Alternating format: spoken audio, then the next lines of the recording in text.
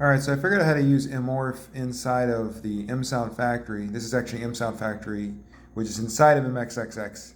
Anyways, so I have one instrument here in the input, and I have one instrument here in the sidechain.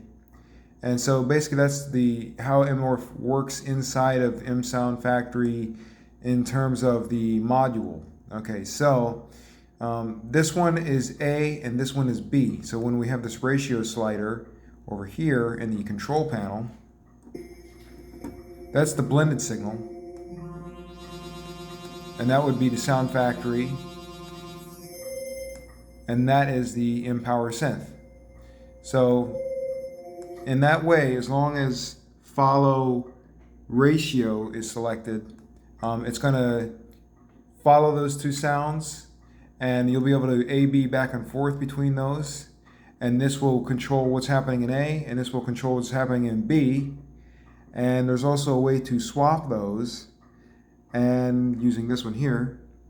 And so that's it. That's how you use the mmorph, which is this module here. It looks like this when you go to select it. And it's right down here.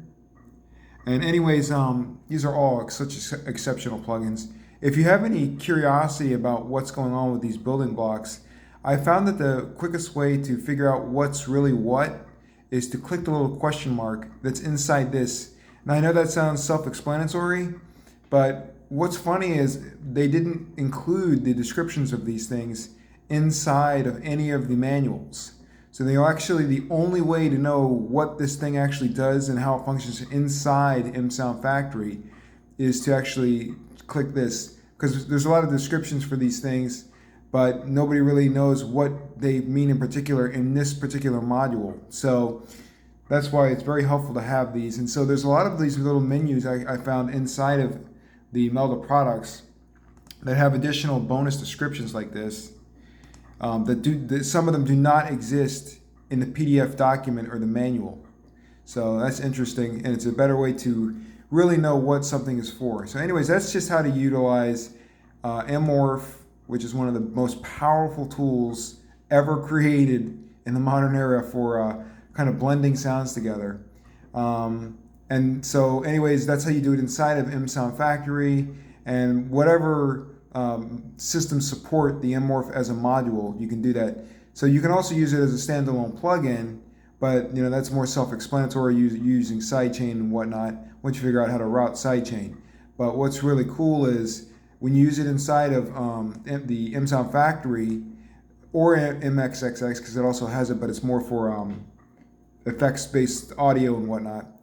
But this is more for instruments, and so you can do it on the fly when you're playing live. So what's cool is that it has a much better latency when you utilize it inside of msoundfactory versus trying to route it through your DAW.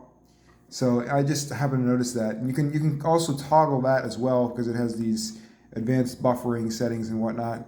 There's of course many ways to deal with latency, but getting really to the brass tacks, they really have a very elegant way of setting this up here using these modules. Once you get used to these modular building blocks, the sky's the limit to really open up the doors to pathways to very new kinds of sounds, which is what it's really about for sound creatives at least.